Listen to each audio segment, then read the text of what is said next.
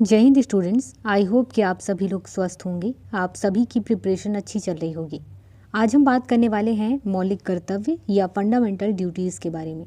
जब आप NCERT या फिर लक्ष्मीकांत या कोई भी पॉलिटी की बुक पढ़ेंगे और वहाँ पर मौलिक कर्तव्य से रिलेटेड जो चैप्टर होगा, जब उसके बारे में पढ़ेंगे तो उसमें काफ़ी सारी चीज़ें होंगी, लेकिन उसे 1 या 2 बार पढ़ेंगे तो आपको चीज़ें समझ में आ जाएंगी। दोबारा पढ़ने की आपको ज़रूरत नहीं पड़ेगी।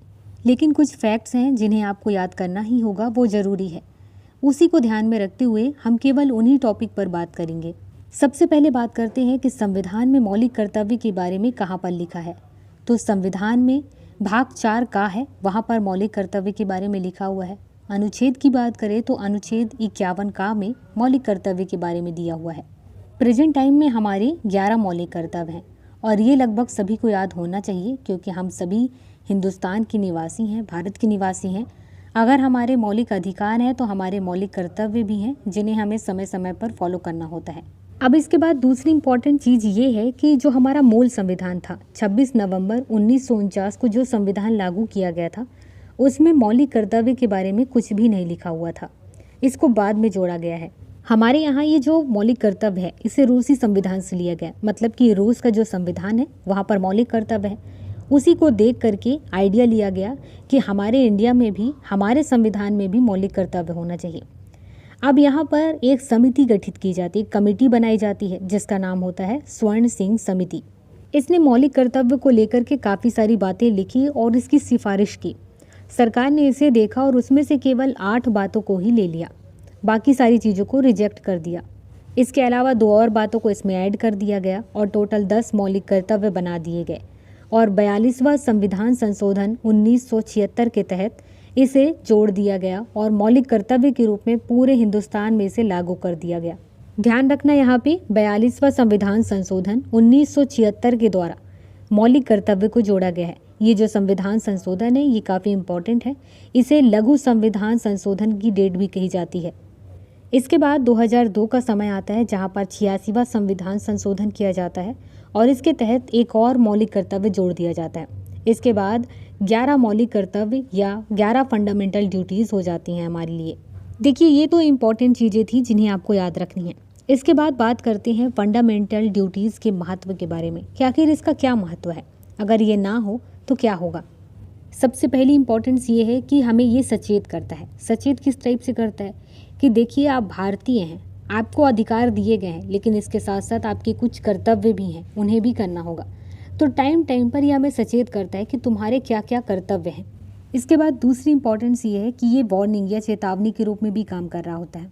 फंडामेंटल ड्यूटीज़ ये हमें चेतावनी देता है कि तुम्हारा काम जो तिरंगा है, राष्ट्र ध्वज है, उसका सम्मान करना है, उसे जलाना नहीं है, उसका अपमान नहीं करना है। हमारे यहाँ जो सार्वजनिक संपत्ति है उनको नष्ट नहीं करना है, तोड़ना फोड़ना नहीं है, वो सभी के लिए है। तो इस तरीके से यहाँ पर ये चेतावनी के रूप में भी काम कर रहा होता है। इसके बाद इसकी तीसरी इंपॉर्टेंस ये है कि ये नागरिकों के लिए प्रेरणा स्रोत या यूँ कह सकते हो कि इंस्पिरेशन का भी काम कर रहा होता है। इंस्पिरेशन के रूप में कैसे काम करता है, जैसे कि आप कहीं पर सफ़र कर रहे होते हो, मान लेते हैं कि ट्रेन में सफ़र कर रहे हैं, कुछ लोग उसे गंदा कर रहे हैं, तो आप उन्हें रोक सकते हैं। ये आपका मौलिक कर्तव्य है और आप उन्हें भी बोल सकते हो कि आपका मौलिक कर्तव्य है कि आप इसे साफ रखें। मतलब ये है कि आप यहाँ पर चुप रह करके केवल देखेंगे नहीं, कोई भी आपको इस चीज़ से रोक नहीं सकता है। आपके पास अधिकार भी है और आपका ये कर्तव्य भी है। इसके बाद इसकी चौथी इंपॉर्टेंस ये है, जैसे हमारे यहाँ फंडामेंटल राइट्स हैं, वैसे ही फंडामेंटल ड्यूटीज़ हैं। कोई भी नियम जब बनाया जाता है तो कोर्ट ये देखती है कि ये जो नियम है ये fundamental rights and fundamental duties, fundamental rights first में आता है और फंडामेंटल ड्यूटीज़ बाद में आता है।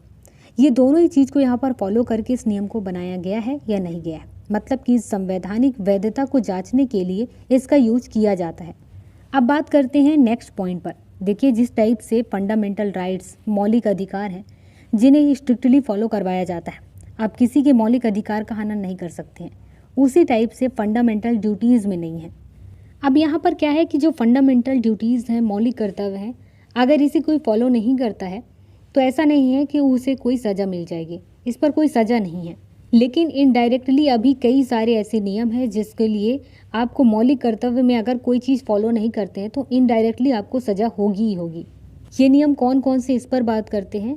पहला है राष्ट्र गौरव अपमान निवारण अधिनियम 1971, सिविल अधिकार संरक्षण अधिनियम 1955, फिर आईपीसी 1860 है। इसके बाद विधि विरुद्ध क्रियाकलाप निवारण अधिनियम 1976 है, लोक प्रतिनिधित्व अधिनियम 1951 है, वन्य जीव संरक्षण अधिनियम 1972 है और वन संरक्षण अधिनियम 1980 है। इन अधिनियमों के तहत आपको सजा मिल सकती है। अब ये अधिनियम किस टाइप से फॉलो होंगे? देखिए, हमारे यहाँ जो मौलिक कर्तव्य हैं इनमें 11 बातें लिखी हुई हैं। इन 11 बातों को आपको फॉलो करना होता है टाइम टाइम पर। ज़रूरी नहीं है कि यहाँ पर सरकार आदेश देगी तभी आप ऐसा करेंगे, आपको अपने से ही ये काम करना होगा। अब इन 11 मौलिक कर्तव्यों में से कोई भी मौलिक कर्तव्य जब आपको उसे फॉलो करना चाहिए उस टाइम पर फॉलो नहीं करते हैं या किसी भी टाइप से नुकसान कर देते हैं, तो ऐसे टाइम पर इन नियमों से कोई एक न एक नियम फॉलो हो जाएगा आपके गलती के हिसाब से। अब हम बात करते हैं 11 मौलिक कर्तव्य के बारे में जो संविधान के भाग 4 का में अनुच्छेद 51 का में जोड़ा गया है। सबसे पहला है कि संविधान का पालन करें और उसके आदर्शों, संस्थाओं, राष्ट्रध्वज और राष्ट्रगान का आदर करें। दूसरा है कि स्वतंत्रता के लिए हमारे राष्ट्रीय आंदोलन को प्रेरित करने वाले उच्च आदर्शों को हृदय में संजोए रखें और उनका पालन करें। तीसरा है भारत की संप्रभुता, एकता और अखंडता की रक्षा करें और उसे अक्षुण्ण रखें। चौथा है देश की रक्षा करें और आह्वान किए जाने पर राष्ट्र की सेवा करें। इसके बाद 5वां मौलिक कर्तव्य है कि भारत के सभी लोगों में समरसता और समान भ्रातृत्व की भावना का निर्माण करें, जो धर्म, भाषा, देश या वर्ग आधारित सभी भेदभाव से परे हो। ऐसी प्रथाओं का त्याग करें जो स्त्रियों के सम्मान के विरुद्ध है। 6वां मौलिक कर्तव्य है हमारी सामाजिक संस्कृति की गौरवशाली परंपरा का महत्व समझें और उसका परिरक्षण करें। 7वां है कि प्राकृतिक पर्यावरण की, जिसके अंतर्गत वन, झील, नदी और वन्य जीव हैं, रक्षा करें, उसका संवर्धन करें तथा प्राणी मात्र के प्रति दया भाव रखें। 8वां है वैज्ञानिक दृष्टिकोण, मानववाद और ज्ञानार्जन तथा सुधार की भावना का विकास करें। 9वां है सार्वजनिक संपत्ति को सुरक्षित रखें और हिंसा से दूर रहें। 10वां है व्यक्तिगत और सामूहिक गतिविधियों के सभी क्षेत्रों में उत्कर्ष की ओर बढ़ने का सतत प्रयास करें, जिससे राष्ट्र निरंतर बढ़ते हुए प्रयत्न और उपलब्धियों की नई ऊंचाइयों को छू ले। इसके बाद 11वां मौलिक कर्तव्य है कि 6 से 14 वर्ष तक की उम्र के बीच अपने बच्चों को शिक्षा के अवसर उपलब्ध कराना। ये जो मौलिक कर्तव्य है इसे 86वें संविधान संशोधन 2002 के तहत जोड़ा गया था। ये हैं हमारे 11 मौलिक कर्तव्य जो हमारे लिए काफ़ी इम्पोर्टेंट है। एग्ज़ाम के बेस पर जो जो चीज़ें इम्पोर्टेंट थी वो आपको बता दी गई हैं। ये आप जब मेंस में लिखेंगे तो भी काम आएगा और जब आप प्रीलिम्स देंगे तो भी काम आएगा। उसी के अकॉर्डिंग आपको सारी जानकारी दी गई है।